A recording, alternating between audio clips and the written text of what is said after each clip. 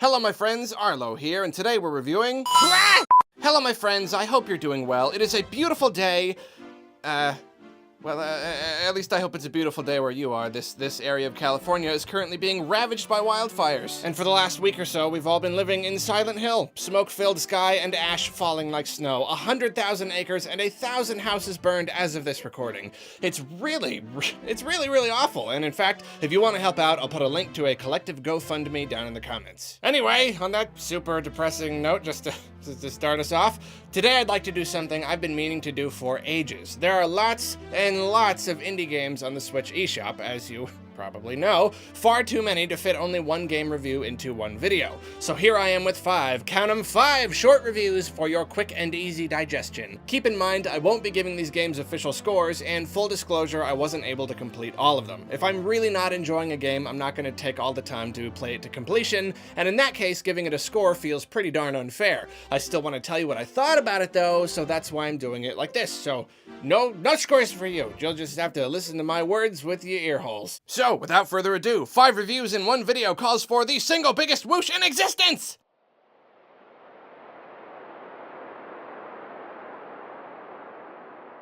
Seriously?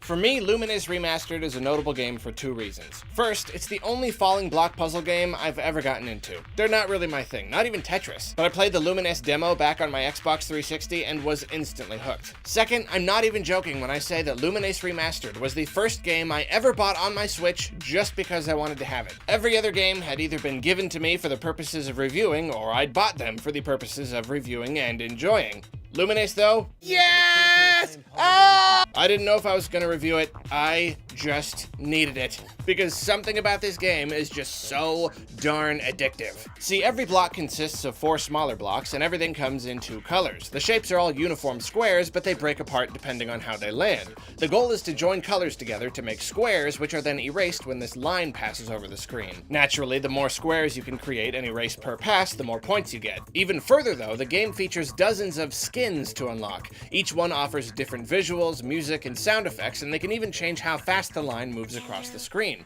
The gameplay is already excellent, but these skins add an incredible amount of variety to the experience. Some of the skins can be a little irritating with weird sound effects and colors that are hard for my janky monster eyes to see, but the great thing is that they always shift after a short while, so before long you're jamming out to another cool trance beat. To top it all off, Lumines Remastered features a bunch of different modes. A mission mode where you have to complete a certain task within certain limitations, a puzzle mode where you have to make certain shapes, a mode where you can create your own playlist of the exact skins you want, time attack mode, CPU versus mode, and even multiplayer mode. Content-wise, this is a puzzle game done right. Between that and the presentation and the gameplay, Lumines Remastered is really hard to put down. My only real problem with it? Ever since I bought it, I play it in my head literally every time I close my eyes, and it's been weeks now, and it's actually affecting my sleep. Please send help.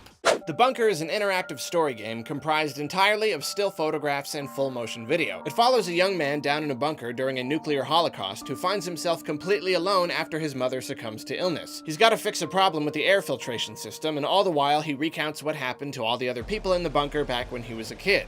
The problem with The Bunker is that it wants to be a video game when it's really just a short film. True puzzles are very sparse, with most of the gameplay consisting of just walking around, completing the next task, and piecing together some of the story by reading documents and such. Some of the movie sequences have little QTEs, but even these don't accomplish much. Failing one will just put you right back at the start of the sequence with no penalty. So really, the vast amount of the enjoyment here comes from that story. Don't get me wrong though, the story is pretty good. It's all got a pretty low budget feel, and the acting ranges from okay to good, but it's got a good mystery, and I really enjoyed seeing it all play out. I do think I would have enjoyed it more if I'd known upfront that it was going to be really short. For most of it, I thought things were just getting started, but I was actually hurtling toward the conclusion, which took me about 2 hours to reach. In the end, I certainly enjoyed the experience, but I'd only recommend it if you're really into interactive fiction and the art of film. As a short film, it's solid. As a video game, it ain't much.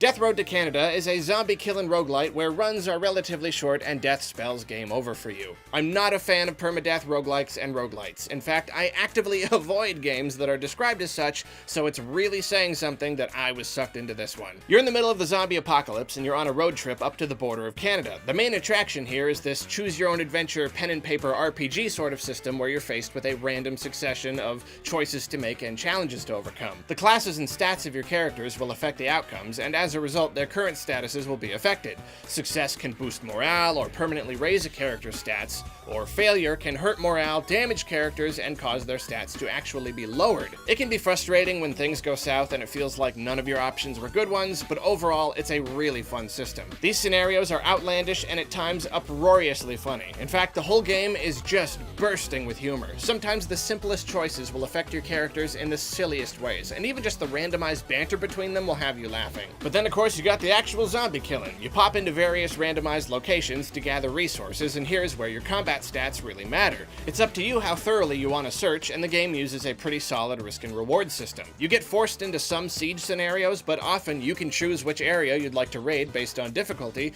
and in bigger town areas, there can be a lot of individual buildings to explore or ignore. The zombies become more dangerous as the day passes, and at night it's extremely dark, so you're always pushing how close you want to cut it. You never know when you're going to enter just the right room and find a haul of food and meds to keep your crew going and gas to keep your car going, and sometimes making it back to the car just as things are starting to get hairy after loading yourself up with goodies is really exhilarating. The world is populated by randomized characters, but you can create your own characters with specific classes and they'll pop up instead, or even better, there's a mode where you'll run into all sorts of wacky, unique characters that parody pop culture or are just silly on their own. Throughout each run you'll earn Zombo points, which can be used to permanently increase the stats of certain classes, so even when you die, you can make future runs a little easier. This is great because there are a ton of different modes with different levels of difficulty. Finally, you've got the co-op mode, and while it's really nice having a second person to help you keep the zombies at bay, the second player is way too limited. Instead of a true two-player mode, this is drop-in, drop-out multiplayer, so player 2 constantly has to remind the game that they're still playing. They can't even go through doors on their own, meaning they don't have a lot of freedom of movement. They're stapled to player 1 at all times. Split-screen, system link, or even just a dedicated two-player mode would have made the experience much better. What you've got here is the entire zombie survival experience condensed down into one very tight and very hilarious package. Whether you're heading to the border with a friend or going it alone, Death Road to Canada is gonna have you diving back in for just one more run, again and again and again. Shu is a platformer with a fairly interesting concept. In each world, you join up with two people who each give you a new ability as long as they're with you. This means that each batch of levels plays out differently. You're consistently given new ways to move through the world. This is fun because it means that the level design is always fresh. By the time a concept has been explored to a satisfying degree, you're given something new. The visuals are quite nice as well. It's a pleasant blend of 2D and 3D imagery, and it's got a great art style. Despite all that, unfortunately, Shu just didn't do it for me. My biggest problem is that the controls are kinda touchy. The movement is all or nothing, and trying to land in a specific spot while gliding can be particularly frustrating. Every level asks you to collect as many butterflies as you can, and they're arranged in such a way that it takes a skillful jumper to get them all. This is good on paper, but the result is that if you're seriously collecting, you find yourself spending half your time awkwardly jumping and gliding around and trying to get the ones you missed. The game was clearly built with speed and forward momentum in mind, so precise movement like this doesn't feel quite right. There are other control issues as well that aren't so bad on their own, but mixed with run away from the big scary thing sequences are a real drag. These chase sequences are easily the most frustrating part of the game. Challenges that you have to try again and again because literally one mistake kills you are not my thing. None of this breaks the game by any means. The movement feels better with practice, and this is still overall a well-constructed game.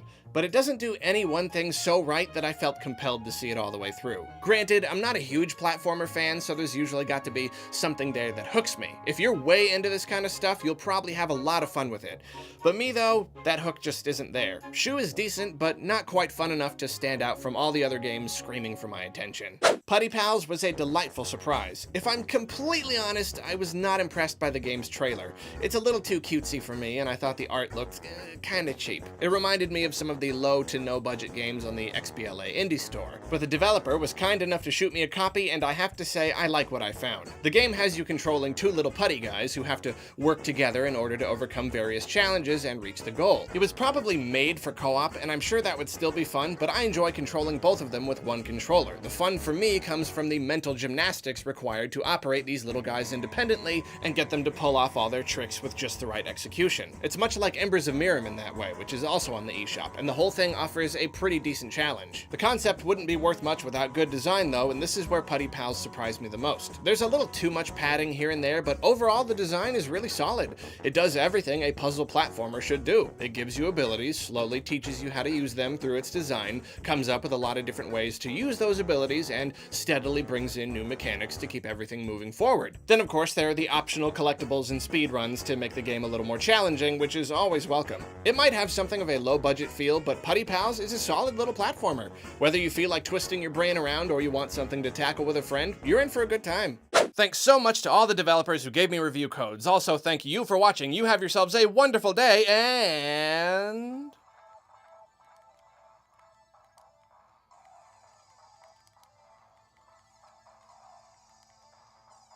You still here?